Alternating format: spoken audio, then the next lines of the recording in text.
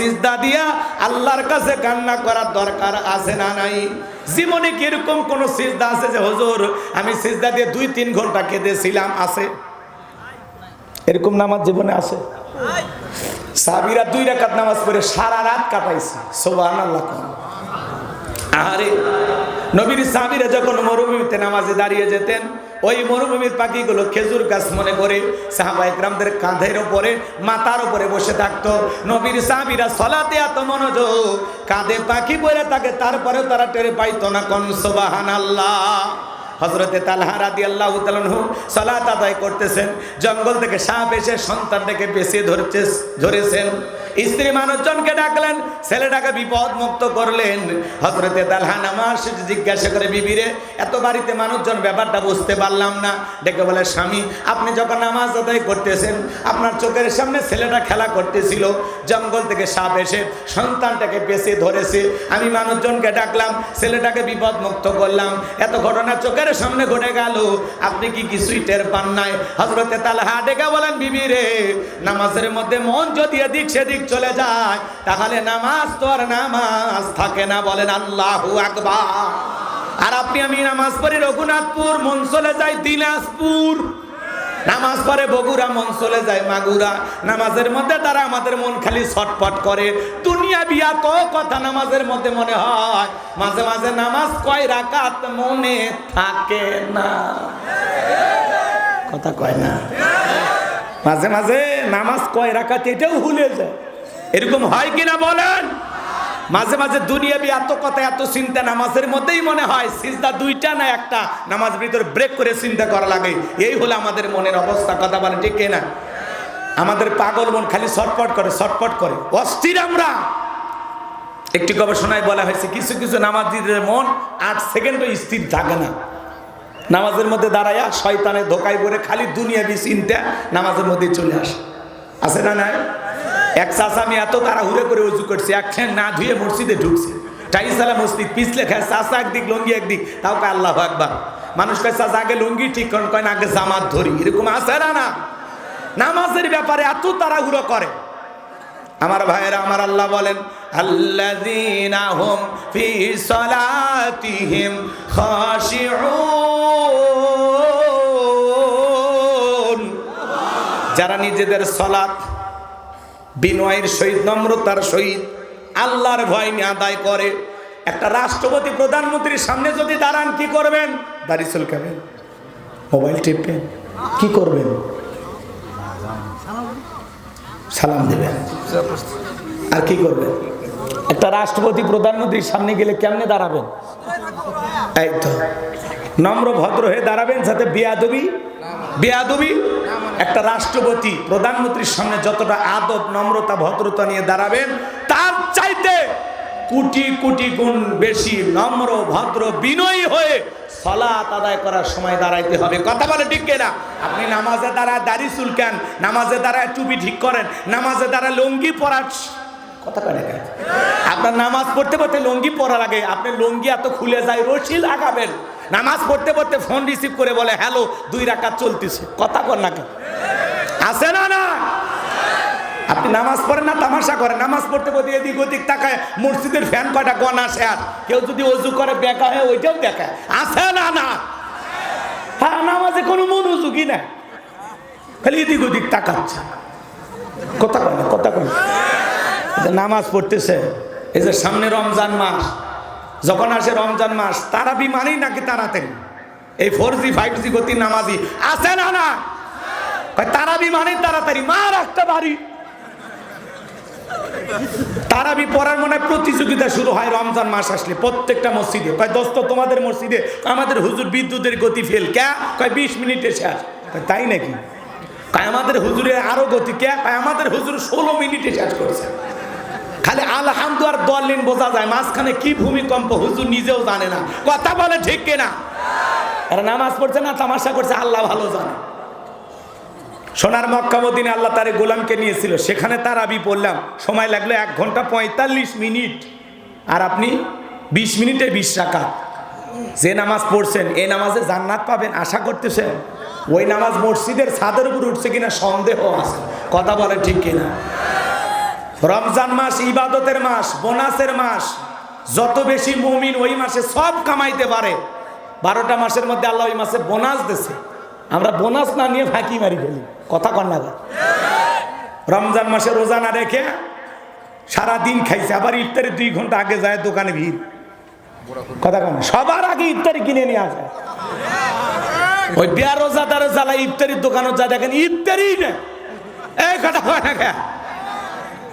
জিজ্ঞেস করলে ভাই রোজা, কয় হুজুর গ্যাস হয়, না খেয়ে থাকতে পারে, অনেক কষ্ট। হুজুর রোজা থাকি না, তারাবি পড়ি না, কিন্তু ইফতারি খাওয়া মিস করি, এটা খুবই বরকতের খাবার, এজন্য জন্মের খাওয়া খাই। এই বিয়া রোজাদার যে জন্য ইফতারির দাম বাড়ে, এরা যদি না খাইতো না অনেক কম দামে ইফতারি পাওয়া যেত, কথা কন না কে। এরা আগে যায়, রোজা নাই পরে, ইফতারির পরে যা বাঁচলে খাইছেন, আমাকে খাবার দিয়ে আগে, কথা হয় না কে। রাগ করতেছেন, ওদের তাড়াহুড়ো। কয় হুজুর মাঝে মাঝে অমুসলিমদের ডাকে ইফতারি করাছি, ভালো কাজ করছি, রোজা আছিল কিনা সেটা কম। এরকম মুসলমান আছে না নাই? খালি ইফতারি খাওয়ার ধান্দা। দাওয়াত পাইলে বাপরে বাপ দৌড়ে যায় আগে, রোজা কয় নাই ভাই আজকে নাই, তো ইফতারি খাবার আজ চুকে মরছি তো কিসব, তোর একটু লজ্জা লাগে না? তোর ভিতরে তো চোর চোর ভাব থাকা দরকার, যে 2 ঘন্টা আগেই তো খাইছি, এখন কেমনি খায়, কথা কন। তা আজান দেওয়ার সময় খেজুর নিয়ে বসে আছে, দোয়া পড়তেছে, মনে হচ্ছে পাক্কা রোজাদার। অভিনয়টা জানে ভাই, আজান আনা। হ্যাঁ, এদেশের মানুষ কিছু পারুক আর না পারুক, অভিনয় পারে, আছে না নাই বলেন? তাহলে বলেন বাজান, আল্লাহর ঘরে গিয়ে সালাত আদায় করুন কিভাবে? নম্র ভদ্র বিনয়ী হয়ে। শোনেন, একটা ফাঁসির আসামিকে যদি বলা হয় রাত 10টা বাজে 12টায় তোমার ফাঁসি, ওই লোকটা যদি ইমানদার হয় অবশ্যই জীবনের শেষ মনে করিয়া 2 রাকাত নামাজ আদায় করবে। ফাঁসির আসামি যেমন জীবনের শেষ মনে কইরা 2 রাকাত নামাজ আদায় করে, ওই দিনের তার নামাজ সুন্দর হবে, রুকু সিজদা সুন্দর হবে, কথা বলে ঠিক কিনা? ফাঁসির আসামি যেমন জীবনের শেষ মনে করে নামাজ আদায় করবে, আপনি জহরের সালাত আদায় করবেন আর মনে মনে ভেবে নেবেন এই জহরের সালাত আমার জীবনের শেষ সালাত, আমি আসর পর্যন্ত এই দুনিয়াতে নাও বাঁচতে পারি। যুবক, 5 ওয়াক্ত সালাত এইটা তো রবের বাধ্যতামূলক অর্ডার, আদায় করাই লাগবে। আবার রাতের 1টা 2টা 3টার দিকে উঠা আরামের বিছানা ত্যাগ করে ঠান্ডা পানিতে ওযু বানায় তাহাজ্জুদের জায়নামাজে দাঁড়ানো দরকার আছে না নাই? যারা গভীর নিশীতে তাহাজ্জুদের জায়নামাজে দাঁড়ায়, এরা রুকু সিজদার মাধ্যমে আল্লাহর সাথে প্রেম করে, কথা বলেন ঠিক কিনা? এজন্য আল্লাহ বলেন ওয়াল্লাযীনা ইয়াবিতুনা লিরাব্বিহিম সুজদাও ওয়া কিয়ামা, যারা রাত্রি জাগরণ করে আমি আল্লাহকে সিজদা দেয়, আমি আল্লাহর জন্য দণ্ডায়মান হয়ে যায়। এই নামাজ শুধুমাত্র আল্লাহকে খুশি করার জন্য, কথা বলা। জহর তাড়াহুড়ো করে পড়া লাগে, দুনিয়ার ব্যস্ততা আছে। আসর তাড়াহুড়ো, মাগরিব তাড়াহুড়ো, এশা তাড়াহুড়ো, কিন্তু রাতের বেলায় যে নামাজে আপনি দাঁড়ায় গেলেন তাহাজ্জুদে, এই নামাজ তাড়াহুড়ো করে কেউ পড়ে না, সবাই সময় নিয়েই পড়ে, কথা বলেন ঠিক কিনা? তাহলে যারা তাহাজ্জুদ পড়ে এরা জীবনে আল্লাহর সাথে প্রেম করার একটা সময় পাইছে।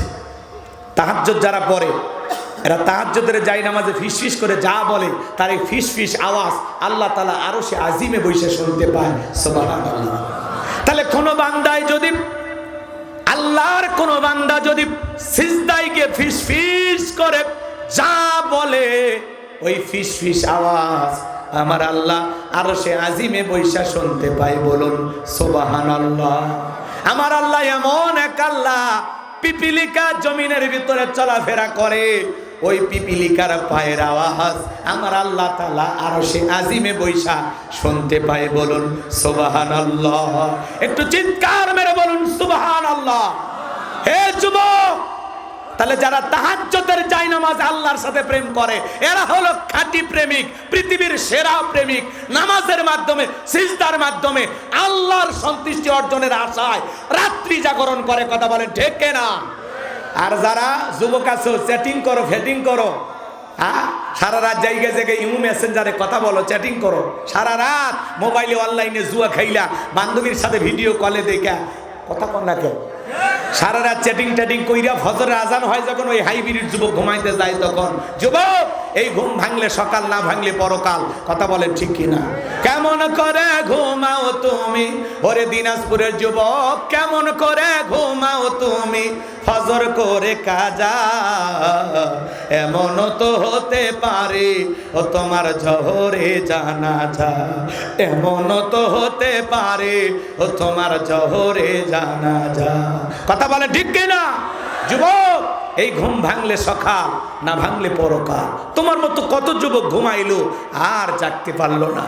এরকম একটা ঘুম, এরকম একটা দিন তোমারও আসতে পারে, আমারও আসতে পারে। এই জন্য আসুন, অন্তত শেষ ঘুম ঘুমানোর আগে আমরা যেন ফজর করে ঘুমাইতে পারি। শেষ ঘুম ঘুমানোর আগে আমরা যেন জহর করে মালিকের ডাকে সাড়া দিতে পারি। আমি যেন নামাজি হয়ে আল্লাহর ডাকে সাড়া দিতে পারি। 5 ওয়াক্ত সালাত এটা মালিকের বাধ্যতামূলক অর্ডার। নিজেকে মুসলিম দাবি করলে আপনাকে 5 ওয়াক্ত সালাত আদায় করতেই হবে, করতেই হবে, করতেই হবে। আপনি 7 দিন পরে পরে জুমার নামাজ 2 রাকাত পড়েন আর মনে করেন বিরাট বড় পাক্কা মুসলমান। হ্যাঁ, 7 দিন পরে পরে জুমার নামাজ পড়ে যারা লাইফ সাপোর্টে বেঁচে থাকা মুসলমান, তারা যখন তখন ইমান চলে যেতে পারে। কথা কন, সালাত না পড়ে আপনি পাক্কা ইমানদার দাবি করেন, ভণ্ডামি শুরু করছেন আল্লাহর সাথে। না, কিসের পাক্কা ইমানদার আপনি? যে নামাজ না পড়ে নিজেকে পাক্কা ইমানদার দাবি করে। আরে বেটা, পাক্কা না, তোর ইমান ফাঁকা ফাঁকা। কথা কন, যার সালাত নাই তার ইমান নাই। বাইনাল আবদি ওয়া বাইনাল কুফরি তারকুস সালাহ। রাসূল আকরাম সাল্লাল্লাহু আলাইহি ওয়াসাল্লাম বলেছেন, একজন ইমানদার আর একজন বেঈমানের মধ্যে পার্থক্যকারী যেই জিনিস তার নাম হলো সালাত। ইমানদার নামাজ আদায় করে, বেঈমান নামাজ পড়ে না। কথা বলে ঠিক কিনা? আপনি ইমানদার দাবি করবেন, নামাজ পড়বেন না, তা তো হবে না সোনা। কথা কেন? এ বাজান আসেন না, কি সুন্দর মুয়াজ্জিন আজান দেয়, তখন আপনি কই থাকেন? চলেন না, শান্তির বাজারের মতো হয়ে যায়। আজান দিলে মসজিদে চলে যায়। দুনিয়ার হাট বাজার, দুনিয়ার ক্ষেত খামার পরে থাক না, আসেন আগে নামাজ আদায় করি, এরপরে না দুনিয়াবি কাজ ব্যবসা বাণিজ্য পরে হবে। কাজকে বলেন আমার নামাজ আছে, কথা বলেন না কেন? ওই যে যুবকেরা, ছোট বাচ্চারা গান গাইলে শোনেন না, নামাজকে বলো না কাজ আছে, কাজকে বলো আমার নামাজ আছে। আগে নামাজ, এরপরে দুনিয়া। আগে মালিককে ডাকবো, তারপরে না দুনিয়া। কথা বলে ঠিক না? তাহলে 5 ওয়াক্ত সালাত আল্লাহকে রাজি খুশি করার জন্য আজ থেকে কারা কারা আদায় করবেন? গভীর নিশীথে হাত তুলে দেখান। আল্লাহ আমাদের সবাইকে 5 ওয়াক্ত নামাজি বানায় দেন। চিল্লা বলেন আমিন। আল্লাহ, আমার দায়িত্ব ছিল তোমার বান্দাদেরকে বল, আমি বলেছি আল্লাহ তাদের দিল নরম করে দাও, পরিবর্তন করে দাও, কোরআনের নূর দিয়ে অন্তরগুলো আলোকিত করে দাও। আল্লাহ, প্রত্যেকটা বান্দাকে তুমি নামাজি হিসাবে কবুল করো, কবুল করো। চিল্লা এখন আমিন। এরপরে মুমিন বান্দার 2 নাম্বার গুনাহবলী, ওয়াল্লাযীনা হুম আনিল লাগবি মুরিদুন। মুমিন বান্দার 2 নাম্বার গুনাহবলী, ওনার তো কথাবার্তা বলা যাবে না। এক জায়গায় বসে 2-3 ঘন্টা গল্প, অমুক খারাপ তমুক খারাপ, এ ভালো না সে ভালো না। মনে হয় গীবত কমিটির সভাপতি সেক্রেটারি বসে গেছে, চায়ের কাপে ঝড় তুলছে। আছে না নাই? আপনি কি মনে করেন জবান দিয়ে যা ইচ্ছে তাই বলবেন না বাজান? আপনার জবানের প্রত্যেকটা কথার হিসাব একদিন আল্লাহর কাছে দেওয়া লাগবে। আমার আল্লাহ বলেন, মা ইয়ালফিজু মিন কাউলিন ইল্লা লাদাইহি রাকিবুন আতীদ। বান্দা এমন কোন কথা বলে না যে কথা রেকর্ড করার জন্য আমার ফেরেশতারা নাই। আপনি চায়ের কাপে ঝড় তুলতেছেন, মনে রাখবেন বাজান, প্রত্যেকটা কথার হিসাব একদিন আল্লাহর কাছে দেওয়া লাগবে। চা খাইতেছেন আর কোন অমুক খারাপ তমুক খারাপ, অমুকের বউ ভালো না, অমুকের মেয়ে ভালো না। ও চাচা, এত পেশাল কে? হ্যাঁ, আপনি এত পথের পেশালি কে? চা খাচ্ছেন, খান, চুপ থেকে খান। বক বক বক বক বক বক, কথা কয় না করে? আল্লাহ খালি জবান দিয়েছে বক বক করার জন্য না? আল্লাহ জবানের হিসাবও নেবে। কথা বলেন, এই যে মোবাইল রিচার্জ করে কথা বলা লাগে, জবানটা যদি ফেরেশতাদের কাছে টাকা দিয়ে রিচার্জ করা লাগতো তাহলে বুঝতেন কথার দাম কত। এই জন্য মুমিন বান্দা অনার্থক কোনো কথা বলবে না, অপ্রয়োজনীয় কোনো কথা বলবে না। মুমিন বান্দা জবান দিয়ে সে কথা বলবে যে কথা বলে সব হয়। প্রয়োজন যতটুকু কথা বলবো ততটুকু, প্রয়োজনের অতিরিক্ত কথা বলা থেকে বিরত থাকেন। মাংসমাতা নাজা, চুপ থাকলেও নাজাত পাবেন, চুপ থাকলে গুনাহ থেকে বেঁচে থাকবেন। মুখ খুলে গীবত হয়ে যাবে, অন্যের সমালোচনা হয়ে যাবে। কথা কয় না কে? কথা ঠিক? তাহলে জবান দিয়ে যা ইচ্ছে তাই বলা। আগে মহিলা 5-7 জন এক জায়গায় হলে গীবত হইতো, এখন পুরুষেরা 8-10 জন এক জায়গায় হলে গীবত শুরু করে দেয়। মৃত ভাইয়ের গোস্ত খাওয়াকে ভালোবাসেন, এটা কেমন লাগবে? এটা ঘৃণিত কাজ না? এটা খাওয়াকে আপনি পছন্দ মনে করেন, তাহলে গীবত কেন করতেছেন? গীবত করা মানে মৃত ভাইয়ের গোশত খাওয়ার সময়। খবরদার আমরা এই জবান দিয়ে যা ইচ্ছে তাই বলবেন। আরে ভাই, অন্যকে নিয়ে সমালোচনা কেমনে করব? আমার নিজের অপরাধের টেনশনে, আমার গুনাহের কথা ভাবতে গিয়ে আমি তো ঘুম ধরে না। আমি অন্যকে নিয়ে কখন ভাববো? আমি নিজের সমালোচনা করব, নিজের আত্মসমালোচনা করব, আমার জীবনের ত্রুটিগুলো আমি তালাশ করব। কথা ক্লিয়ার?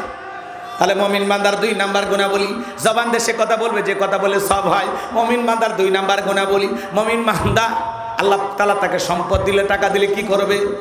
মসজিদ বানাবে, মাদ্রাসা বানাবে, ঈদগাহ মাঠ বানাবে, কবরস্থান বানাবে। মমিনের টাকা হলে মমিন সিনেমা হল বানাবে না, যাত্রা গানের আয়োজন করবে না, গানের কনসার্ট দেবে না, মদের বাঁধ দেবে না। মমিনের টাকা হলে মমিন রাস্তার মোড়ে মোড়ে ভাস্কর্য বানাবে না। বিগত 16 বছরে যারা ক্ষমতায় ছিল, রাস্তার মোড়ে মোড়ে ভাস্কর্য বানাইছিল 4,500 কোটি টাকা, যে দেশের মানুষ খাইতে পারে না। কত অসহায় দরিদ্র মানুষ আছে, ওই টাকা দিয়ে যদি মসজিদ মাদ্রাসা বানাইতেন আপনার বাবার নামে, ওই টাকা দান করে যদি গরিব দুঃখী মানুষকে স্বাবলম্বী হওয়ার সুযোগ দিতেন, আপনার বাবা কবরে শুয়ে থেকে সব পাইতো। কথা বলেন ঠিক কিনা? আপনি ভাস্কর্য বানায় কি করলেন? ওই ভাস্কর্যের মাথার উপরে ওইটা মানুষ পেশাব করে দিছে, আপনার বাবার মাথা নিয়ে যা পুকুরে চুবাইছে। কথা বল না, নাম ধরা লাগবি? বোঝেন না? বোঝেন না? 4,500 কোটি টাকা খরচ করছে খালি এই ভাস্কর্যের পেছনে। টাকা কোটি, এ টাকা কার? রাষ্ট্রের টাকা, জনগণের টাকা। কথা কন না কে ভাই? রাগ করছেন? কি লাভ হইছে? রান্না করা ভাত খাওয়া ভাগ্যে জোটেনি, ক্ষমতার চেয়ে রেখে পালিয়ে যাওয়া লাগছে। কথা বলে ঠিক কিনা? কিসের বাহাদুরি, কিসের অহংকার, সব চূর্ণ বিচূর্ণ হয়ে গেছে। কথা বলেন ঠিক কিনা? আছে আছে আছে। দেশে আগুন লাগাইয়া জনতারে জ্বালাইয়া, দেশে আগুন লাগাইয়া জনতারে জ্বালাইয়া, পালাইয়া সাইরা গেলে ঢাকা। গণভবনটা এখন ফাঁকা আপারে, গণভবনটা এখন ফাঁকা বুবুরে, গণভবনটা এখন। দেশে আগুন লাগাইয়া আলেমদের জ্বালাইয়া, দেশে আগুন লাগাইয়া জনতারে জ্বালাইয়া, পালাইয়া সাইরা গেলে ঢাকা। গণভবনটা এখন ফাঁকা বুবুরে, গণভবনটা এখন ফাঁকা। কথা বলে ঠিক কিনা? রাগ করতেছেন মনে হয় আপনারা? এজন্য বাজান 4,500 কোটি টাকা দিয়ে যারা রাস্তার মোড়ে মোড়ে ভাস্কর্য বানাইছে, প্রত্যেকটা টাকার হিসাব একদিন আল্লাহর কাছে দেওয়া লাগবে। মুসলমানের টাকা হলে মুসলমান ভাস্কর্য বানাবে, মূর্তি বানাবে। এগুলো ইহুদি বেঈমানদের কালচার, এগুলো তাদের সংস্কৃতি, এটা মুসলমান করতে পারে না। মুসলমান মসজিদ বানাবে, মাদ্রাসা বানাবে, রাস্তা ঘাট বানায় দিবে, পুকুরের ঘাট বানায় দিবে, রাস্তার মধ্যে ফলের গাছ লাগায় দিবে। ওই টাকা দিয়ে রাস্তাঘাটে লিখে রাখবে সুবহানাল্লাহ, আলহামদুলিল্লাহ, আল্লাহু আকবার, লা ইলাহা ইল্লাল্লাহ। যত মানুষের নজরে পড়বে তত মানুষ আল্লাহর এই নামগুলো স্মরণ করবে। যে ব্যক্তি লিখে রাখছে সেও সব পাবে, যে তিলাওয়াত করবে সেও সব পাবে। তাহলে মুসলমান মূর্তি বানাবে না, ভাস্কর্য বানাবে না, মুসলমান বানাবে মসজিদ, মাদ্রাসা, ঈদগাহ মাঠ, কবরস্থান। কথা ক্লিয়ার? রাগ করতেছেন মনে হয়? তাহলে মমিন বান্দার 2 নাম্বার গুণাবলী, যুবক মমিন বান্দা কান দিয়ে সেইটা শ্রবণ করবে যেটা শুনলে সব হয়। এক কথায় এদিক খেয়াল করেন, কান দিয়ে সেইটা শ্রবণ করা লাগবে যেটা শুনলে সব হয়। যুবক তুমি কানের ভিতরে ইয়ারফোন লাগায় গান শোনো, রূপবানে নাচে কমর দোলাইয়া, আল্লাহর ফেরেশতারা কবর নিয়ে পিটাবে ঝোলাইয়া ঝোলাইয়া। সিরাজগঞ্জের এক যুবক রেল লাইন পার হয়ে যায় কানের ভিতরে ইয়ারফোন লাগাইয়া, ট্রেনে এসে ধাক্কা মেরে 3 টুকরা করে থুয়ে গেছে। মরার পরে কানের ভিতর ইয়ারফোন লাগানো ছিল, এখন কবরে যা, ফেরেশতারা তোর জায়গা মতো বাদ্যযন্ত্র বাজাবে। কথা বলেন ঠিক কিনা? আমার ভাইয়েরা গভীর মনোযোগ দিয়ে শুনবেন। তাহলে এই কান দিয়ে ভালো কথা শ্রবণ করা লাগবে, ওলামা ইকরামদের ওয়াজ নসিহত শ্রবণ করা লাগবে, ভালো কথা কান দিয়ে শোনা লাগবে। তাহলে মুমিন বান্দার 2 নাম্বার গুণাবলী, জবান দিয়ে সে কথা বলবে যে কথা বলে সব হয়, সমাজে সেই কাজ চালু করবে যেই কাজ চালু করলে সওয়াব পাওয়া যায়, কান দিয়ে সেইটা শ্রবণ করব যেইটা শুনলে সব হয়। এক কথায় সওয়াব আছে যেখানে আর গুনাহ আছে যেখানে। মন্দ কথা বলবো না, মন্দ কাজ করব না, মন্দটা শুনবো না, ভালো কথা বলবো, ভালো কাজ করব, ভালোটা শুনবো। 2 নাম্বার ক্লিয়ার? এইবার 3 নাম্বার, যুবক রেডি হয়, এর পরিচা তিন নাম্বার গুণাবলী ওয়াল্লাযীনা হুম লিয-যাকাতি ফাঈলুন। মুমিন বান্দার তিন নাম্বার গুণাবলী, আল্লাহ যদি মুমিন বান্দাকে নেশাব পরিমাণে সম্পদের মালিক বানায় দেয়, মুমিন বান্দাকে আল্লাহ যদি ধনী বানায় দেয়, মুমিন বান্দা সক্রিয়ভাবে হিসাব করে করে বছরে কয় লাখ টাকার কয় হাজার টাকা যাকাত আসবে, কয় কোটি টাকার কয় লাখ টাকা যাকাত আসবে, মুমিন বান্দা হিসাব করে করে বছরে একবার যাকাত দেবে কার ভয়ে? যাকাত দেওয়া নফল না ফরজ? নামাজ আদায় করা যেমনি ফরজ, যাকাত দেওয়া তেমনি ফরজ। যাকাত আসছে দারিদ্রতা বিমোচন করার জন্য, অভাব মুক্ত সমাজ রাষ্ট্র দেশ করার জন্য। যাকাত আসছে রাস্তার এই পারে দশতলা এই পারে গাছতলা তার ব্যবধানকে দূর করার জন্য। যাকাত আসছে পথে পড়ে থাকা অসহায় মানুষের অধিকার প্রতিষ্ঠিত করার জন্য। যাকাত আসছে দারিদ্র মুক্ত পৃথিবী গড়ার জন্য। আল্লাহু আকবার বলবেন না? আমাদের অনেক নেতাই বলে আমরা দারিদ্র মুক্ত বাংলাদেশ গড়ব, ক্ষুধা মুক্ত বাংলাদেশ গড়ব। হ্যাঁ বড় ভাই, ছোট ভাই, নেতা ভাই, এটা আপনার স্বপ্ন, কথা সত্য কইছেন তো? তাহলে আসেন গোলাম রব্বানির অনুরোধ শুনে যান। বাংলাদেশকে যদি আপনি দারিদ্র মুক্ত করতে চান, 54 বছরেই স্লোগান দিয়েছে, কেউ বাস্তবায়ন করতে পারেনি। মাথা পিছু ঘোড়ার ডিম আয় দেখায়, উন্নয়নের সিঙ্গাপুরের গল্প শোনায়, পরে উন্নয়নের নামে করে ডাকাতি, চা করে জনগণের বিরাট ক্ষতি। কথা বলে দারিদ্র মুক্ত বাংলাদেশ করতে হলে আমাদের দেশের অর্থনীতি সুদ ভিত্তিক নাকি জাকাত ভিত্তিক? জাকাত ভিত্তিক অর্থনীতি। এদিক খেয়াল করেন, হালাল আর সুদ ভিত্তিক অর্থনীতি। এই হারাম অর্থনীতিতে কঠিন কালেও কোন নেতা বাংলাদেশকে দারিদ্র মুক্ত করতে পারবে না, পারবে না। কথা কয় না গো? এই সিরির বন্দরে হাঁটা যায় তো? হ্যাঁ, জম্মের হওয়া হয়, জম্মের মরা মরে। বছরে গাবি বাছুর দেয় কটা? বাংলাদেশে প্রতিদিন সারা দেশ মিলে কয় লাখ গরু জবাই হয় হিসাব করতে পারবেন না। কুরবানির দিনে যে কত লক্ষ জবাই হয় তারও হিসাব পাই করতে পারবেন না। এত খাওয়া খাইতেছি প্রতিদিন। কুরবানিতে এত লক্ষ বছরে বছরে জবাই করি।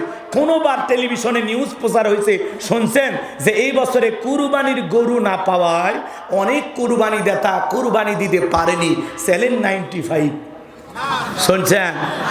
কোন জায়গায় খবর পাইছেন? তার মানে এই গ্রামেও যদি আমরা এখন তালাশ করি, রঘুনাথপুরে কমপক্ষে 150-200 গরু পাওয়া যাবে না? কথা কানে ভাই, পাওয়া যাবে না? কিন্তু কুত্তে পাওয়া যাবে গোটা 20, কুকুর পাওয়া যাবে না 20টা, কিন্তু গরু পাওয়া যাবে 150টা। কারণটা কি? হালালের সংখ্যা কম, কিন্তু আল্লাহ এত বরকত দেবে বান্দা কিয়ামত পর্যন্ত খায়া ফুরাইতে পারবে না, শেষ করতে পারবে না। চিৎকার মেরে বলুন সুবহানাল্লাহ। এই জন্য সুদ ভিত্তিক অর্থনীতি দিয়ে বাংলাদেশকে দারিদ্র মুক্ত করা যাবে না। নেতা ভাইয়েরা, যদি বাংলাদেশকে দারিদ্র মুক্ত ক্ষুধা মুক্ত করতে চান, সুদ ভিত্তিক অর্থনীতিকে পুরা বুড়ি গঙ্গায় চুবান। কথা বলে ঠিক কিনা? আসুন জাকাত ভিত্তিক অর্থনীতি চালু করেন। জাকাত ভিত্তিক অর্থনীতি চালু করে কি করা লাগবে জানেন? একটা জাকাত মন্ত্রণালয় চালু করতে হবে। আর এই জাকাত মন্ত্রণালয়ের দায়িত্ব এদেশের বিজ্ঞ ইসলামিক স্কলার, দিনের দায়ী আলেমদের কাছে দেওয়া লাগবে। ওই গুমচোর ডালচোর বিকাশের টাকাচোর লুটপাটকারী দুর্নীতিবাজ ওদেরকে দেওয়া যাবে না, যারা রাস্তাঘাটের টাকা মেরে খায়। কথা কম, একটা বয়স্ক ভাতার কাটলি বের গেলে 2-4 হাজার খায়, এরকম নেতা আছে না? আপনি তার পিছনে স্লোগান দেন, বল্লু ভাইয়ের চরিত্র ফুলের মতো পবিত্র, নামাজ পড়ে 1 ওয়াক্ত, গাঁজা খাই 5 ওয়াক্ত, খুমচুরিতে পাকা ভক্ত, শয়তানের 1 নাম্বার ভক্ত, হুজুর যেতেন খুবই শক্ত, চুষে খাই গরিবের রক্ত। পোস্টার লেখা আছে গরিবের বন্ধু, ভোট দিয়ে দেখেন গরিবের কয় নাম্বার শত্রু। পোস্টার লেখা আছে সেবা করার সুযোগ দিন। আমি তো অ্যাঙ্গেলে দেখি মার দেওয়া আছে ধনী হওয়ার সুযোগ দিন। নেতা নির্বাচনের আগে 2-1 টাকার মালিক নাই, 200 কোটি টাকারও মালিক না। সেই নেতা 5 বছরে হাজার হাজার কোটি টাকা পায় কই? জিব্রাইল দিয়ে যা। কথা বলেন না কেন? রাগ করতেছেন নাকি আপনারা? এই জন্য মনে রাখবেন, জাকাত ভিত্তিক অর্থনীতি চালু করে আলেমদের দায়িত্ব দেওয়া লাগবে। ওই গুমসুর ডালসুরদের দেওয়া যাবে না। তাম পৃথিবীতে তেলের খনি কোন জায়গা? মাটির নিচে। আর বাংলাদেশে ওরা খনি বানায় খাটের নিচে। কথা কি বলছেন? আলেমেরা কি করবে? সমস্ত ধনীদের তালিকা করবে। একদিক খেয়াল করেন, আমরা বাংলাদেশে জরিপ করে দেখেছি, একটা জরিপ বের হয়েছে, যদি 10 বছর ধনীদের কাছ থেকে জাকাত সঠিক পদ্ধতিতে আদায় করা হয়। আর আল্লাহ তাআলা সূরা তওবায় যে জাকাতের 8টা খাত দিয়েছেন, এই খাত অনুযায়ী সঠিক ব্যক্তিদের হাতে জাকাতের টাকাগুলো যদি বন্টন করার মাধ্যমে তুলে দেওয়া হয়, 10 বছর পরে বাংলাদেশে একজন গরিব খুঁজে পাওয়া যাবে না। আল্লাহু আকবার। আর একটু জোরে বলেন আল্লাহু আকবার। এই জন্য শোনেন, আমার দেশের ধনীরা পাইছে জাকাত মানে শরীর শাড়ি লুঙ্গি, কথা কয় না আছে না? এমন লুঙ্গি দেয় 200 টাকা দাম, পরে দেখলে ওর জান্নাত জাহান্নাম সব বোঝা যায়। এমন শাড়ি দেয় 300 টাকা দাম, ধুয়ে দিলে শাড়ি না মশারি খুঁজে পাওয়া যায় না। এই ধনী এই শাড়ি তোর বউরে পরাবি, কথা কন ঠিক না? জাকাত মানে শাড়ি লুঙ্গি না, আর দিলে মান সম্পূর্ণ কাপড় দেন। হযরত ওমর ফারুক বলেন, জাকাতের অর্থ এমন ভাবে দাও যাতে ওই ব্যক্তি আর কারো দুয়ারে হাত না পাতে। এ ছেলে বেকার বসে আছে, এর শান্তির বাজারে 1-1.5 লাখ টাকাতে একটা দোকান ধরায় দেন। আল্লাহ চাইলে 5-7 বছর ব্যবসা করিয়া এ ছেলে নিজেও জাকাত দেবে। এই ছেলে বেকার বসে আছে, ওরে জাকাতের 1-1.5 লাখ টাকাতে একটা অটো ভ্যান রিক্সা কিনে দেন, দৈনিক 500-700 টাকা ইনকামের ব্যবস্থা হলো। ছেলেটা আর বেকার থাকলো। একটা বিধবা নেন, শাড়ি দিয়ে কি লাভ? সেলাই মেশিন দেন, 2টা ছাগলের বাচ্চা কিনে দেন, 2টা গাভী গরু কিনে দেন, এগুলো লালন পালন করে ভাগ্যের চাকা ঘুরাবে। জাকাতের টাকা দিয়া মানুষের কর্মস্থানের ব্যবস্থা করে দিতে হবে। আর জাকাত মানে শাড়ি লুঙ্গি না, ভালো করে বোঝেন। এদেশের ধনীরা অধিকাংশ ধনী হিসাব করে জাকাত দেয় না। ইনি ধনী মানুষ, জাকাত এসে 1 কোটি টাকা, কোনো মতো 5-10 লাখ টাকা জাকাত দিয়া নিজের 90 লাখ নিজেই মেরে খায়, কথা কর। এই জন্য ধনী জাকাত দেবে না, জাকাত আদায় করা হবে। বলেন তো আপনার ব্যাংকের অ্যাকাউন্টে কত, বইয়ের অ্যাকাউন্টে কত, গোপন সিন্ধুকে কত, সাদা কত, কালো কত? আপনার জাকাতের সে 2,75,72,500 টাকা। ধনী জাকাত দেবে না, জাকাত আদায় করা হবে। 2 মিনিট একটা ঘটনা বলবো, রাগ করবেন না তো। মুসা আলাইহিস সালামের নাম শুনছেন? আল্লাহর নবী মুসা আলাইহিস সালাম কারণকে যা বলে, কারণ জাকাত দেওয়া লাগবে। কারণ ডেকে বলে, পয়গম্বর আমি জাকাত দিতে পারবো না। মুসা আলাইহিস সালাম ডেকে বলে, জাকাত না দিলে জাকাত আদায় করা হবে। আল্লাহু আকবার বলে। নবী মুসার রাগ কম না বেশি? যে নবী রেগে গেলে মাথার টুপি বেদ করে সুর খাড়া হয়, আজরাইলকে পর্যন্ত থাপ্পড় বসাইয়া দেয়। গভীর মনোযোগ দিয়ে কথাগুলো শুনবেন হাজান। আমি গুনাহগার সে কথা বলতে চাচ্ছিলাম। এইবার মুসা আলাইহিস সালামের রাগান্বিত চেহারা দেখা কারণ ডেকে বলে, পয়গম্বর রাগ করার কোনো দরকার নাই, কত টাকা জাকাত দিতে হবে বলেন। মুসা আলাইহিস সালাম ডেকে বলে, 2.5%। ঠিক আছে, আমার একটু সময় দেন, আমি হিসাব নিকাশ করে আপনাকে জানাবো। মুসা আলাইহিস সালাম চলে গেলেন। কারণ এবার হিসাব নিকাশে বৈশা গেল। এই কারণ কালে এত সম্পদ দিয়েছিল বাজান, 70টা উট লাগতো চাবি বহন করতে। চাবি যদি এত হয় তালা কত, আর তালা যদি এত হয় সিন্ধুকে মাল কত, ছোট মাথায় ধরবে না। কারণ এইবার হিসাব নিকাশ করে দেখে, হাজার হাজার কর্মচারী দিয়া সারাদিন সারা রাত জাকাতের টাকা যদি দেওয়া হয়, এরপরেও টাকা শেষ হবে না। এমনিতে কৃপণ পায়ে স্যান্ডেল দেয় না, ক্ষয় যাবে বলে, পায়ে জামা পরে না ছিঁড়ে যাবে বলে, সেই কৃপণ কি এত টাকা জাকাত দিতে পারে না? সে তখন একটা গভীর ষড়যন্ত্র করলো। এলাকায় একটা 2 নাম্বার মহিলা ছিল, নাম হলো সবদা। সবদা নামের পতিদের কাছে যা বলে, সবদা রে তোরে 2 বস্তা টাকা দিব, অ্যাডভান্স হিসাবে আজকে 1 বস্তা টাকা দিয়ে দিলাম, আর আগামীকালকে সাক্ষী দেওয়ার পরে আর 1 বস্তা টাকা দেবো, বিনিময়ে তোমাকে এই কথা বলতে হবে। নবী মুসা আলাইহিস সালাম দিনের বেলা করে, আর রাতের বেলা আমি সবদার সাথে রাত কাটাই, বাস এতটুকু কথা বললে এনাফ, বাকি যা করার আমি করব। সবদা যেহেতু 2 নাম্বার মহিলা রাজি হয়ে গেল, পরের দিন মুসা আলাইহিস সালাম হাজার হাজার জনতার সামনে ওয়াজ করতেছেন, আল্লাহর পথে মানুষকে দাওয়াত দিতেছেন। ওই বড়া মজলিসে সবদা নামের সেই মহিলা মুসা আলাইহিস সালামের আলোচনা শোনার পরে পাষাণ হৃদয় গইলা চোখ দিয়া পানি ঝরতেছে। বলেন আল্লাহু আকবার। কারণ ইশারা দিয়ে বলে, তাড়াতাড়ি বল, দাঁড়া। বলেন আর একটু শুনি। 2 জন লোক পাঠা দিল। ওরে 2 জন লোক এসে জোর করে ভরা মজলিসে সবদাকে জোর করে দাঁড় করা দিল। যখন কারণ লাভ মেরে দাঁড়ায়, বলে, মুসা রে ওয়াজ বন্ধ কর। তাকায় দেখ 2 নাম্বার মহিলা দাঁড়াইছে। মহিলাটা 2 নাম্বার না 1 নাম্বার মুসা নবী কি জানে? রতনে রতন সেনে, কথা কেন? আলেম ওলামা যখন হক কথা বলে, সুদের কথা বলে, ঘুষের কথা বলে, আল্লাহর আইনের কথা বলে, এক শ্রেণীর লোক ডাইরেক্ট বলে, হুজুর আপনার ওয়াজ বন্ধ করেন, আপনার ওয়াজ লাইন ছাড়া। হুজুরের ওয়াজ লাইন ছাড়া না, আলেমদের হক কথা বলতে বাধা দেবে যারা, এ যুগের আবু জেহেল কারুন তারা। হুজুর হক কথা বলে এত চলে কে? মলম দে মলম। হুজুরের ওয়াজ কি সুদখোরের পক্ষে হবে? ঘুষখোরের পক্ষে? হ্যাঁ, দুর্নীতিবাজের পক্ষে? চোর ডাকাতের পক্ষে? তাহলে এই জিনিস বোঝেন নাকি?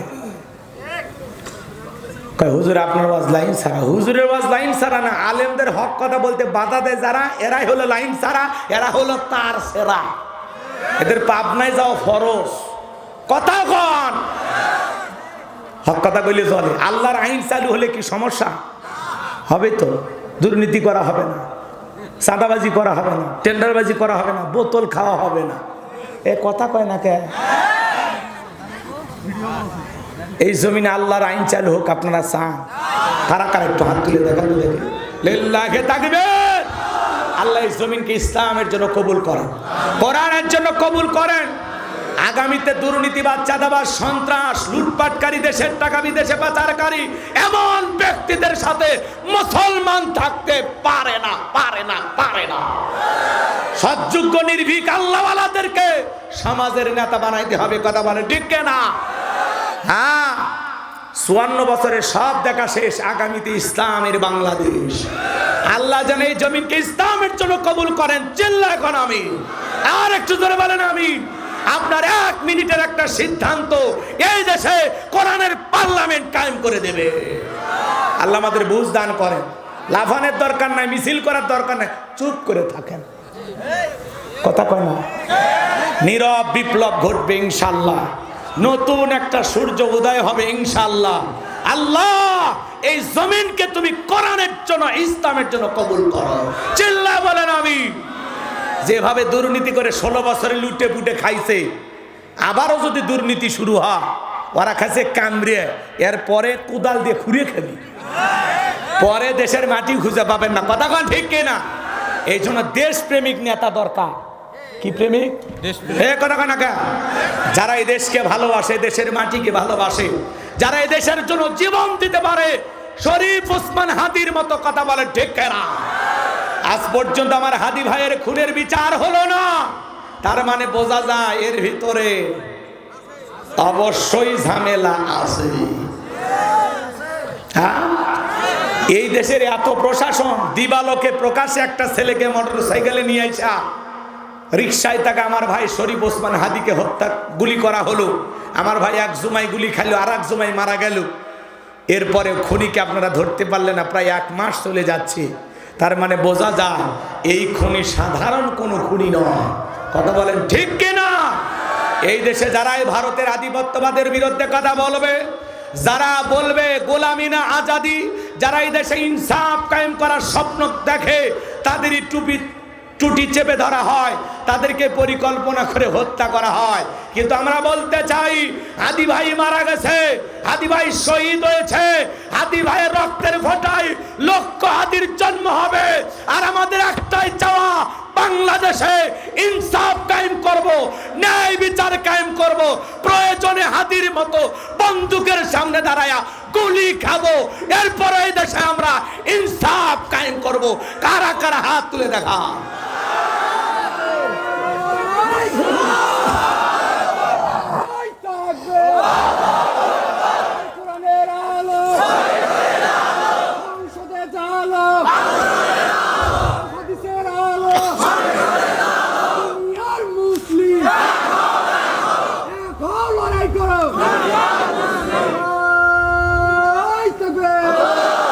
তুমি কে আমি কে, হাদি হাদি, তুমি কে আমি কে, আমরা সবাই হাদি হব। গুলির সামনে কথা কব, আমরা সবাই হাদি হব। আমার এক ভাই 1.5 বছরের রাজনৈতিক ক্যারিয়ারে দেখেন কি ভালোবাসা। ঢাকা 8 আসন পায়নি, কিন্তু বাংলাদেশের 20 কোটি মানুষের অন্তরে আসন পেয়েছে। আল্লাহ বলে, বেটা দুনিয়ার এক এমপি হয়ে কি করবি? তোর যে দীপ্ত কণ্ঠ, তোর যে ইমানের তেজ, আমি আল্লাহ তোরে বাদশা বানায় দিব। আল্লাহু আকবার কর। আল্লাহ দুনিয়ার মতো ছোট্ট দুনিয়া ওরে দেয় নাই। আল্লাহ আমার ভাইকে শহীদ হিসেবে কবুল করে আমাদের দিল সাক্ষী দেয়, সবচাইতে ছোট জান্নাত হলো 10টা পৃথিবীর সমান। কয়টা? 10টা। তাহলে আমার ভাই শহীদ হইলে আল্লাহ তারে মর্যাদার আসনে বসাইছে। সুবহানাল্লাহ কর। আল্লাহ যেন আমার ভাইকে শহীদ হিসেবে কবুল করেন, জান্নাতের উচ্চ মাকাম দান করেন। আজ আমার ভাইয়ের পরিবারে কান্না, তার স্ত্রী কাঁদে, তার 8 মাসের ছেলেটা কান্না করে। এ হাদি ভাই বলেছিল, আমারে যদি গুলি করে মারে, অন্তত বিচারটা কইরেন, খুনি যেন ছাড়া না পায়। তাহলে কি হবে, আর একটা হাদি এসে দাঁড়াবে। কিন্তু বিচার যদি না হয় আর হাদি তৈরি হবে না। এই ভাইয়ের কথাগুলো কিন্তু বাস্তবতার আলোকে মিলে যাচ্ছে। বিচার কেন হচ্ছে না, খুনি কেন ধরা পড়ছে না, এর ভিতরে অনেক বড় বড় রাক্ষস বলেরা জড়িত। কথা বলেন ঠিক কিনা? তো আল্লাহর কাছে আমরা বলবো, আল্লাহ আমার ভাইকে যারা এইভাবে দুনিয়ার জমিন থেকে বিদায় করেছি, ওদের মুখোশ আপনি জাতির সামনে উন্মোচন করে দিবেন। চিল্লা কোন আমিন। যে গর্ত করেছে নিজের গর্তে নিজেই পড়েছে। যারা ট্রাইব্যুনাল গঠন করে আল্লামা সাইদি হুজুরকে মৃত্যুদণ্ডের রায় দিয়েছিল, আজকে নিজেদের তৈরি করা ট্রাইব্যুনালে নিজের নামেই ফাঁসি রায় হয়ে গেছে। আল্লাহর খেলা এভাবে হয় বাজান, লম্বা করার সুযোগ নাই। মুসা আলাইহিস সালাম রাগান্বিত হয়ে গেল, ডেকে বলে, আল্লাহ চাইতে গেছিলাম যাকাত, আর আমার বিরুদ্ধে এত বড় অপবাদ মেনে নেওয়া যায় না। জমিনকে অর্ডার দেন, জমিন যেন কারণকে গ্রাস করে ফেলে। আল্লাহ দোয়া মঞ্জুর করলেন। কারণের হাঁটু পর্যন্ত জমিনের ভিতরে চলে গেছে। ও বলে ব্যাপার না, উঠতে পারবো। মাথা পর্যন্ত, কোমর পর্যন্ত চলে গেছে। ও বলে ব্যাপার না, উঠতে পারবো। এইবার যখন গলা পর্যন্ত চলে গেছে, ডেকে বলে, ও নবী মুসা, ধন সম্পদ যা আছে সব তোমার আর তোমার আল্লাহ, তুমি নিয়ে যাও, জানটা ভিক্ষা দাও। মুসা আলাইহিস সালাম ডেকে বলেন, আল্লাহুস সামাদ, আমার আল্লাহ অমুকফেক্ষী, আমার আল্লাহ কারো কাছ থেকে কিছু নাই না, আমার আল্লাহ শুধু দিয়ে যায়। কারণ রে ধন সম্পদ জমিনের ভিতরে চলে যা, আর পৃথিবীর ইতিহাসে সাক্ষী থাক, তোর মতো যারা সম্পদ জমা রাখবে, আল্লাহ রাস্তায় খরচ করবে না, যাকাত দিতে চাইবে না, তুই কারণের কাতারে আল্লাহ তাদেরও বিচার করবে। এজন্য সূরা তাওবায় আল্লাহ বলেছেন, যারা স্বর্ণ রূপা টাকা পয়সা জমা রাখে, আল্লাহ রাস্তায় খরচ করে না, যাকাত দেয় না, তাদের জন্য রয়েছে আযাবের সুসংবাদ। আপনার সম্পদ আপনার জাহান্নামের শাস্তির কারণ হবে। এজন্য বাজান, সম্পদ আল্লাহ দিয়েছেন, যাকাত দেওয়ার মতো অর্থ দিয়েছেন, তাহলে যাকাত দেওয়ার দরকার আছে না নাই? যাকাত হলো মালের ময়লা, যাকাত হলো আপনার সম্পদকে পবিত্র করে। ধনী মানুষ যদি যাকাত দেয়, ধনীর সম্পদ কমে না বাড়ে। আলহামদুলিল্লাহ, এটা শুকরিয়ার বিষয় যে আল্লাহ পৃথিবীতে যত মানুষ যাকাত দেয় তার মধ্যে আমি একজন। আলহামদুলিল্লাহ, আল্লাহ যে যাকাত দাতাদের মধ্যে আমাকেও কবুল করেছেন, এটা কি শুকরিয়ার বিষয়। আল্লাহ হাতটা এই জায়গায় রাখছে, কথা বলে না কেন?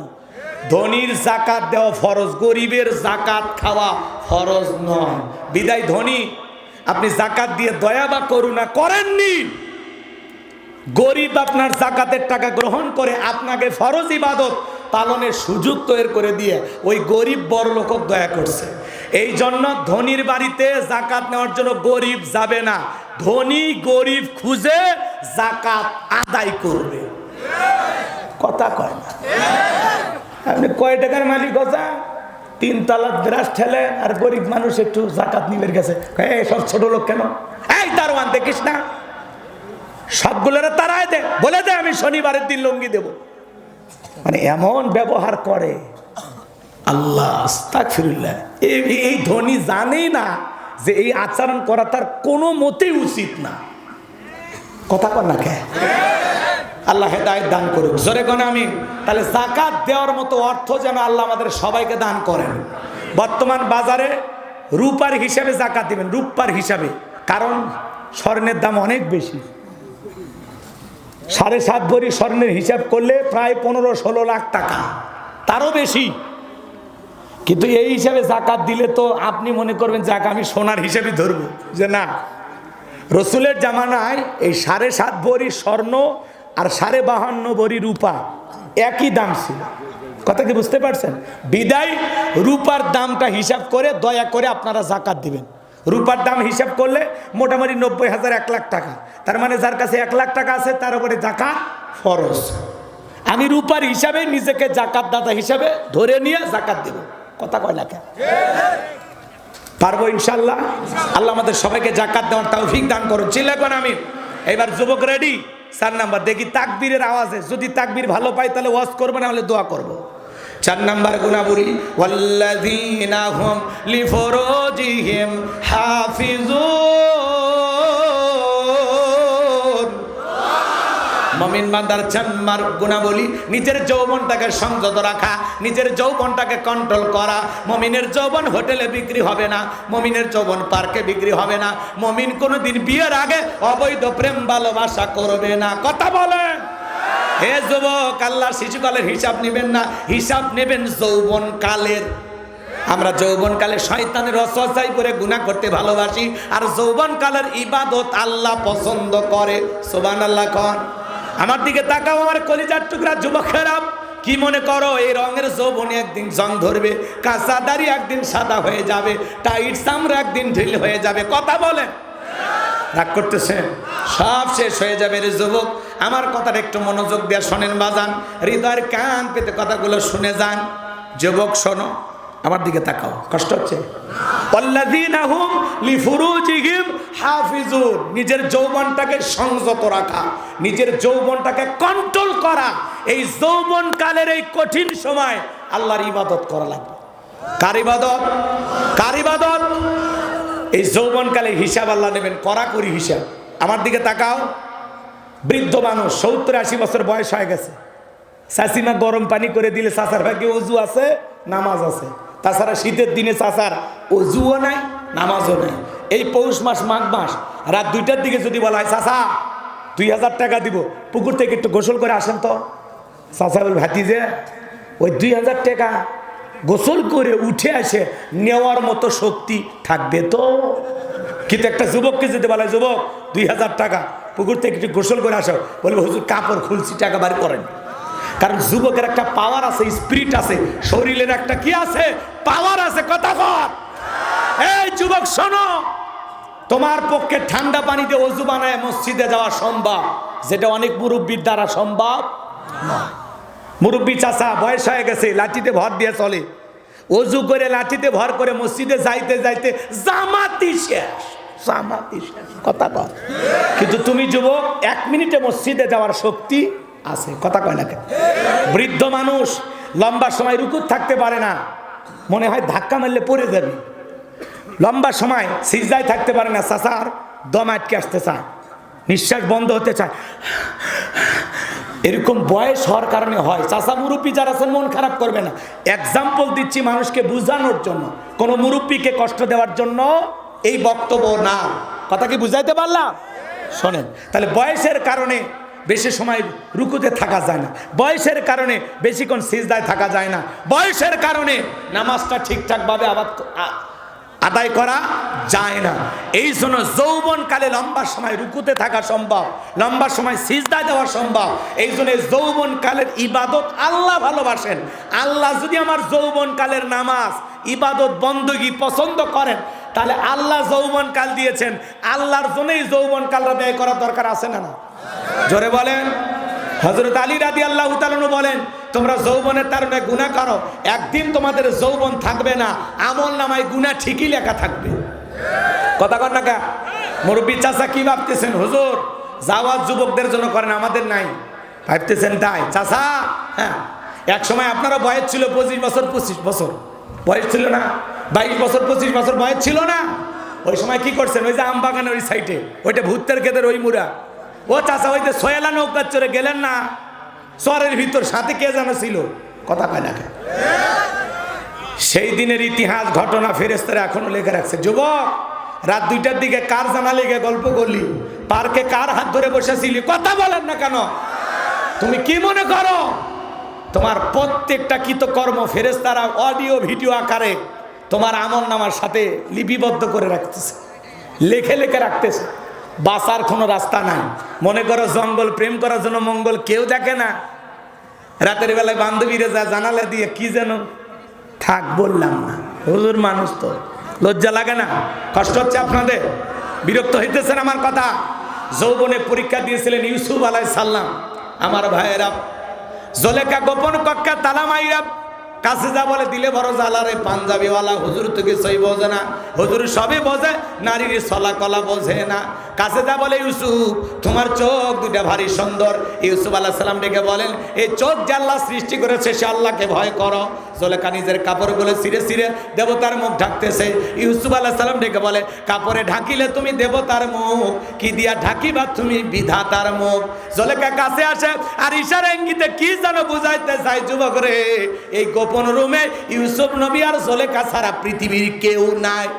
এরকম সুযোগ পাইলে তুমি যুবক কি করবা? কথা কম।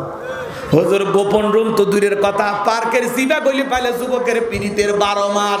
এত ভালোবাসা দিবস পালন করে, কিছুদিন মহিলা বমি করে, কিছুদিন পরে কথা কয় না কেন? রাগ করতেছেন নাকি আপনারা? এইবার ইউসুফ আলাইহিস সালাম আল্লাহর ভয় অন্তরে নিয়ে, ইন্নিয়া খাফুল, অন্তরে আল্লাহর ভয় নিয়ে আল্লাহকে ডেকে বলেন, আল্লাহ নিজের ইজ্জত আর সম্মানকে বাঁচানোর জন্য সামনে দৌড় মারার দায়িত্ব আমার, আর আপনার কুদরত থেকে তালা খুলে দেওয়ার দায়িত্ব আপনার। ইউসুফ আলাইহিস সালাম নিজের ইজ্জত আর সম্মানকে বাঁচানোর জন্য আল্লাহর ভয়ে যখন দৌড় মারলেন, আল্লাহ প্রত্যেকটা তালা তার কুদরত থেকে খুলে দিলেন। বলুন সুবহানাল্লাহ। এইবার শেষ দরজায় যায় জুলেখা পিছন থেকে মারছে ধাবা। ইউসুফ আলাইহিস সালাম বলে, জামা ছিঁড়ে যায় যাক, ইজ্জত দেওয়া যাবে না। কথা আছে, যেখানে বাঘের ভয় সেখানে রাত হয়। জুলেখা তাকায় দেখে তার স্বামী আজিজ মিসর দাঁড়ায় আছে। স্বামীকে দেখা মাত্র জুলেখা নেকা কান্নার অভিনয় শুরু করে দিল। দেখে না কিছু কিছু মহিলা কথা বলার আগে কান্দে দেয়, দুনিয়াতে আমার কেউ নেই, কেউ নাতে বাঁচে আছো কি সব। কিছু কিছু মহিলা দেখেন না কান্দেই মনে মামলা জিততে চায়, কিছুই বলা হয় না, চোখে পানি লাগাই থাকে, মনে হয় মোটর বসায় রাখছে, টিপ দেওয়াও লাগে না। আছে না নাই? যার বউ কথায় কথায় কাঁদবে বুঝবে না ভিতরে ভেজাল আছে, এমন ভাবে কান্নার নাটক করে, অভিনয় করে, মনে হয় ভাজা মাছও উল্টা খাবার পারে না, জান্নাতি নারী মনে হয় পালিয়ে আসছে। এরকম আছে না না? যার বউ কথায় কথায় কাঁদে, ধমক দিলে চুপ, কাঁদবি না, ঘটনা কি হয়েছে খুইলা ক। তোর ঘটনা শুনে যদি মনে হয় কাঁদা উচিত, স্বামী স্ত্রী একসাথে জামাত করে কাঁদা হবে। কথা কন ঠিক কিনা? আমার যুবক ভাইরা ভালো করে শোনো, এই জুলেখা একা কানার অভিনয় কইরা দেখে বলে, স্বামী ইউসুফকে ছেলের মতো দেখতাম, আজকে সুযোগ পাই ইজ্জতের দিকে হাত বাড়াইছে, আর একটু দেরি হয়ে গেলে সর্বনাশ হয়ে যেত। আর মনে মনে বলে, মরার স্বামী আসার সময় পাইলি না। মিথ্যা দর্শনের আসামি বানাইয়া ইউসুফ আলাইহিস সালামকে জেলখানায় বন্দী করলো জুলেখা। আজও পৃথিবীর জমিনে আলেমদেরকে ধর্ষণের আসামি বানাইয়া জেলখানায় বন্দী করবে যারা, এ যুগের ডিজিটাল জুলেখা তারা। আলেমেরা কোনোদিন ধর্ষণকারী হতে পারে? হুজুরের বউ বেশি, কথা কয় না, হুজুরের বাচ্চা বেশি, অত পদ্ধতি মানে না, যে কয়টা হয় হোক, কথা কর না কেন? আর আপনি এই যে দেখেন, বাংলাদেশের হাইকোর্ট থেকে রায় হয়েছে, যুবকেরা খুব খুশি। এই কথা কয় না কেন? যুবকেরা খুব খুশি, বাংলাদেশের হাইকোর্ট থেকে রায় হয়ে গেছে। কথা কয় না কেন? রাগ করতেছেন? দ্বিতীয় বিবাহ করতে আর প্রথম স্ত্রীর অনুমতি লাগবে না। যুবকেরা খুব খুশি, আনন্দের দিন। তুমি খুশি হয় কি করবে? আগে অন্তত একটা একটা বউ নেই, দুই বিয়ে লাফাচ্ছে। কথা বল নাকি আপনারা? বাংলাদেশের হাইকোর্ট থেকে রায় হয়েছে, দ্বিতীয় বিয়ে করতে বইয়ের অনুমতি লাগবে না, প্রথম স্ত্রীর অনুমতির কোনো প্রয়োজন নাই। পরে মহামান্য হাইকোর্টের এই রায় নিয়ে একটু সমালোচনা শুরু হলে উনি পরে একটু আকার ইঙ্গিতে বলেছেন, জি, সালিসি বৈঠকে সিদ্ধান্ত নিয়ে দ্বিতীয় বিয়ে করা যাবে। তার মানে ওই অনুমতি দিয়েছে। কথা কয় না কেন? এইটা শুনে মা বোনেরা খুবই কষ্ট পেয়েছেন, ব্যথিত হয়েছেন। কিন্তু এই মা বোনেরা তো জানে না, আজ থেকে ১৫০০ বছর আগে আল্লাহ কোরআনুল কারীমের ভিতরে স্পষ্টভাবে বলেছেন, মাসনা ওয়া সুলাসা ওয়া রুবা ফাইন খিফতুম আল্লাহ তা'দিলু ফাওয়াহিদা।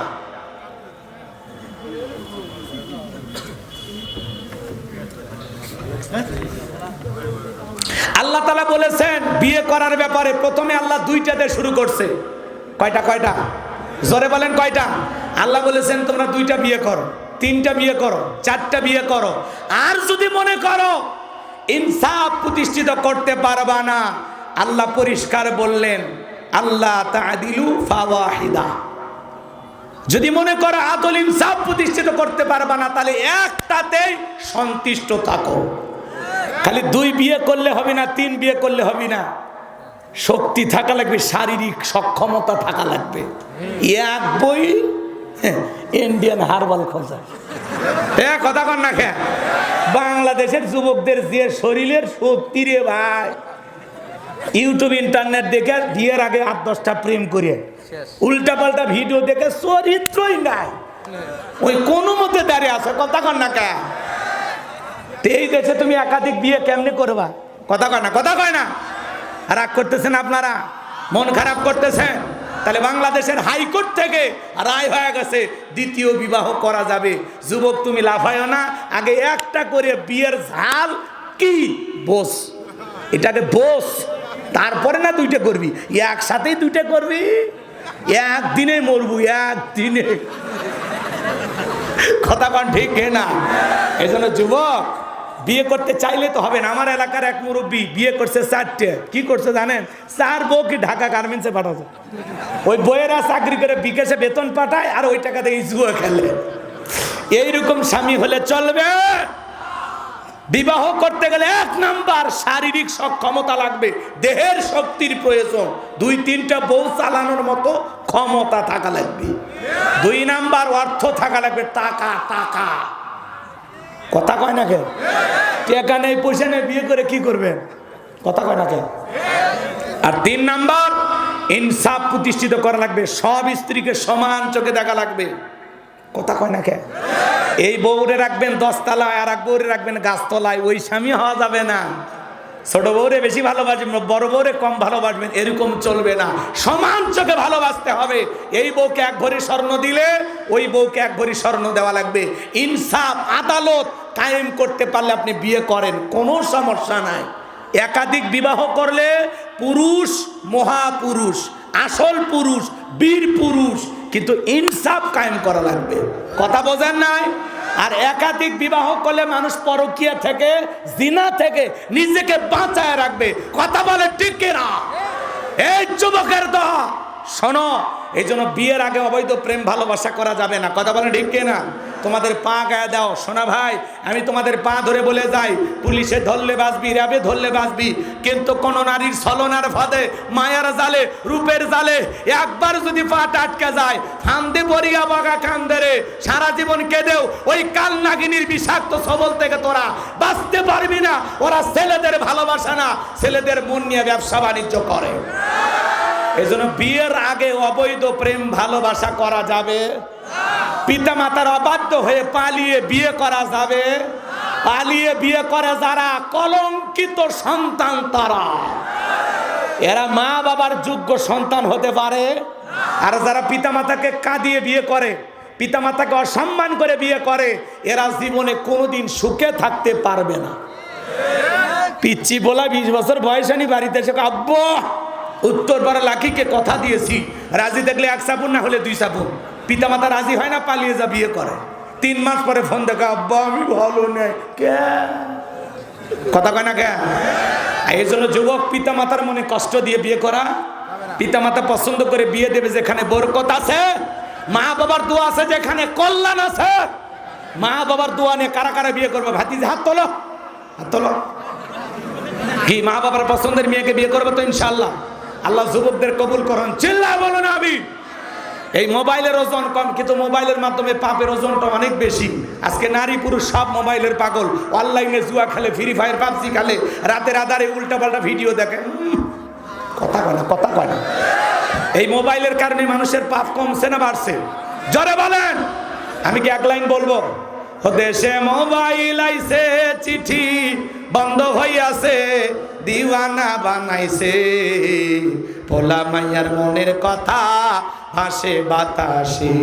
ও দেখো পোলা পানের মন বাদা ফেসবুকে এখন, মোবাইলে চ্যাটিং কইরা কাটাই সারাক্ষণ।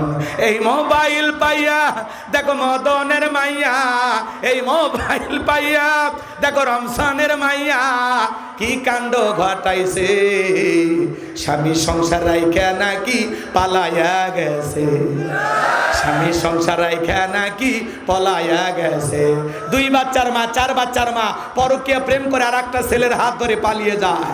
যে নারী স্বামী রেখে সন্তান রেখে আর একটা পর পুরুষের হাত ধরে পালিয়ে যায়, ওটা নারী জাতির কলঙ্ক, কলঙ্ক, কলঙ্ক। কেমনে পারলি মা? ও বোন, তুমি কেমনে পারলা স্বামী রাইখা, বাচ্চা রাইখা আর একটা পর পুরুষের হাত ধরতে? কেমনে পারলা? আল্লাহর ভয় নাই, পরকালের ভয় নাই, স্বামীর মহব্বত নাই, এই বাচ্চাদের ভবিষ্যৎ কি হবে? তুমি তো একটা স্বামী পাইবা, তোমার স্বামীও একটা বউ পাবে, কিন্তু এই 2-3টা বাচ্চা এরা তো মা পাবে না, এরা তো বাবা পাবে না, এদের জীবনের দায়িত্ব নেবে কে? এই জন্য মা বোনদের বলে যায়, শোনেন ও বোন, স্বামী যদি ভালো না লাগে অন্তত বাচ্চা হওয়ার আগে ছেড়ে যাস, যা চলে যা, কিন্তু বাচ্চা রেখে যাস না বোন। কথা কয় না? না স্বামী ভাল লাগিচ্ছে না, বনি বনা হচ্ছে না, ঠিক আছে, অন্তত বাচ্চা হওয়ার আগে স্বামী সে কয়, হুজুর আমার স্বামীর কথা তিতে লাগে। ও মা, স্বামীর কথা তিতে লাগে, তিতে খাও, রোগ সারবে। পরপুরুষের কথা মিষ্টি লাগে, বেশি মিষ্টি খুঁজো না, ডায়াবেটিস বাড়বে। নতুন নতুন সবাই মিষ্টি কথা বলবে, ওই ছেলের সাথে 6 মাস সংসার কর, এমন জাগাত মারবি ডাক্তারও তো দেখাবার পারবো না। কয়টা স্বামীর সংসার করছিস যে স্বামী ভালো না? 71 সাল থেকে আজ পর্যন্ত কয়বার বিয়ে হচ্ছে তোর? এ কথা কয় না কে? স্বামী ভালো না, আমার স্বামী খারাপ। আপনার স্বামী ফিরাউনের চেয়েও খারাপ?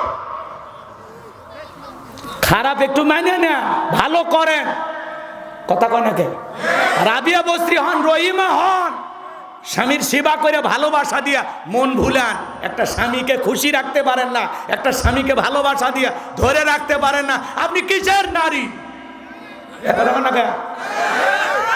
আল্লাহ আমার মা বোনদেরকে হেদায়েত দান করেন। এই পরকের অভিশাপে হাজারো পরিবার ধ্বংস। কথা কন ঠিক না?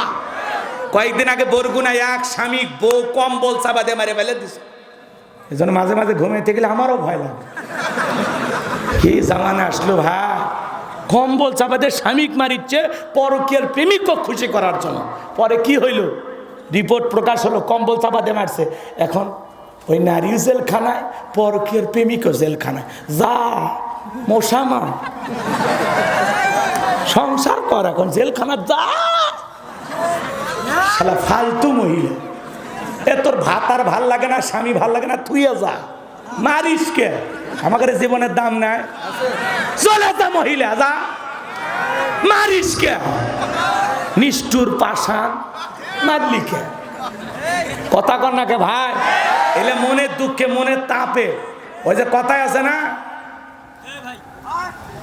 লোকে বলে পাগল, আসলে তো পাগল না, মাথার তার ছিঁড়ে গেছে এদের কারবার দিকে। এই সব দোষ কি নারীর? তোমরা কি জমজমের পানিতে গোসল করে যাচ্ছ? তুমি কি করছো? তোমার স্ত্রীর সাথে যদি কেউ পরকীয়া প্রেম করে মাইনা নিবা যাবো? এক কথা বলেন, মানবেন? তাহলে আপনি যার সাথে পরকীয়া প্রেম করেন, ওইটা তো কারো না কারো স্ত্রী, কারো না কারো মেয়ে, কারো না কারো মা। তখন তোর বিবেক গেল কথা? একটা বিবাহিত নারীর দিকে স্বামী থাকার পরেও কোনো পুরুষ যদি নজর দেয়, ওর রুচি হিরো আলমের চেয়েও খারাপ। কথা কন ঠিক না? আল্লাহ যেন এই যুবকদের হেদায়েত দান করেন। এক হাতে তালি বাজে না, তুমি ময়নাকে ভালো হও। এই যুবক, বিয়ে করবি মন চায়, কত গরিবের মেয়ে আছে, যা বিয়ে কর, মহরণা দিয়ে বউরে ঘরে নিয়ে আয়, আল্লাহ খুশি হবে। কত স্বামী পরিত্যক্তা বিধবা অসহায় নারী আছে, যা বিয়ে করে দায়িত্ব নে বাচ্চা সহ, আল্লাহ খুশি হবে। ও তুমি সেই জায়গায় যাবে না, তুমি খালি আলগা খোঁজো, ভাবির সাথে প্রেম করবে, উল্টো টাকাও নিবা। এ কথা কয় না খায়? ধান্দাবাজ পুরুষ। কথা বলেন ঠিক কিনা? সব দোষ নারীর না, পুরুষেরও দোষ আছে। তবে নারীরা 80% পরকীয়ায় লিপ্ত, 20% পুরুষ। তালাকের দিক দিয়ে 87% নারীরা ছেলেদেরকে ডিভোর্স দিচ্ছে, আর 13% ছেলে তালাক দিচ্ছে। তার মানে সব জায়গায় ওরাই এগিয়ে আছে। কথা গান ঠিক না? আল্লাহ নারী জাতিকে হেদায়েত দান করে। মা, সংসার জীবনটা তামাশার না মা। স্বামী স্ত্রী মান অভিমান হবে, ভালোবাসা হবে। কথা কয় না খায়? একটু ভালো হয়ে যান, পর্দায় থাকেন মা, নিজেকে পর্দায় রাখেন।